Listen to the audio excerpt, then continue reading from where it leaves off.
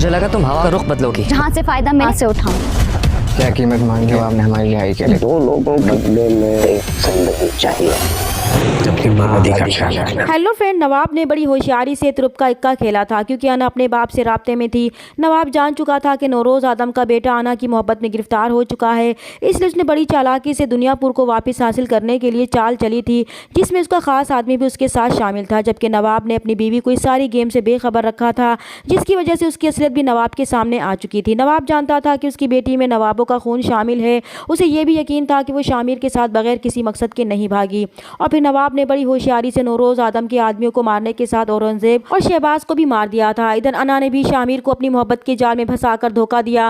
वो जानती थी कि नौरोज़ आदम अपने बेटे को बचाने के लिए कुछ भी कर सकता है, इसलिए वो शामिर को अपनी मोहब्बत का एतबार दिलाकर दुनियापुर वापस लेने के साथ साथ अपने भाइयों की मौत का बदला भी लेना चाहती थी, और वो इसमें कामयाब भी हो गई थी। उसने शामिर और औरंगजेब की बेटी को अपनी कैद में रख लिया था।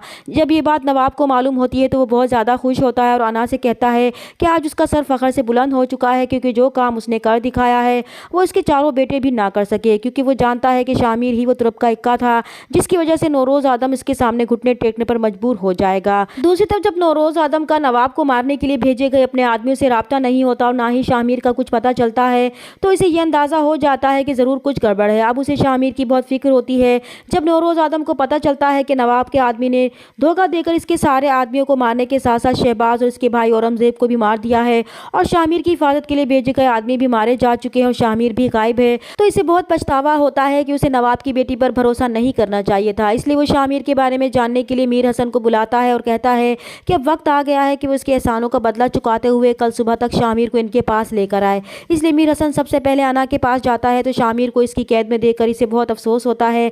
वो अना से कहता है कि उसका साथ देकर उसने बहुत बड़ी गलती कर दी। वो तो समझ रहा था कि वो दुनियापुर में इनकलाब लाएगी, लेकिन ये इसकी गलत फहमी थी। उसने साबित कर दिया कि वो भी नवाबों से मुख्तलिफ नहीं है। शामिर ने उसकी खातिर सब कुछ दाव पर लगाकर उसकी जान बचाई, लेकिन उसने शामिर को ही धोखा दिया। तब अना मीर हसन को जवाब देगी कि इसके कंधों पर इसके 4 भाइयों के खून का बोझ था जो इसे ही उतारना था, इसलिए उसे जहां से भी फायदा मिलेगा वो उठाएगी। दूसरी तरफ शामिर और उसकी कज़न एक ही जेल में कैद होंगे, तो वो शामिर से कहती है कि अब बताए कि मोहब्बत का भूत उतरा या नहीं, या फिर अब भी वो इसके इश्क में मुब्तला है। तब शामिर उसे गुस्से से जवाब देता है कि वो बहुत पछताएगी, वो इसे नहीं छोड़ेगा, उस धोखे की ऐसी सज़ा देगा जो वो सारी ज़िंदगी याद रखेगी।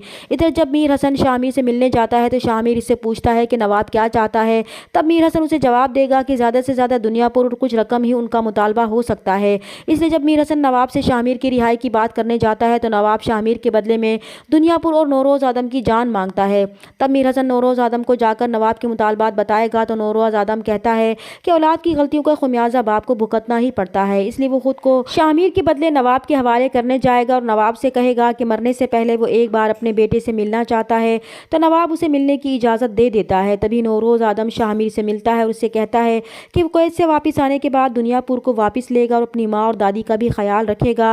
और फिर नवाब बहुत बेदर्दी से नौरोज़ आदम को मारेगा, लेकिन यहाँ पर मीर हसन किसी भी तरीके से नौरोज़ आदम को बचा लेगा और शामिर और नवाबों को यही लगेगा कि नौरोज़ आदम मर चुका है। इसलिए शामिर अपने बाप की मौत का बदला लेने के लिए पूरी दुनियापुर में एक तूफान बर्पा करने वाला है और नवाबों की ईंट से ईंट बजाने वाला है। चैनल पर नए हैं तो प्लीज़ चैनल को सब्सक्राइब कर दें। मिलते हैं नेक्स्ट वीडियो में, तब तक के लिए अल्लाह हाफिज़।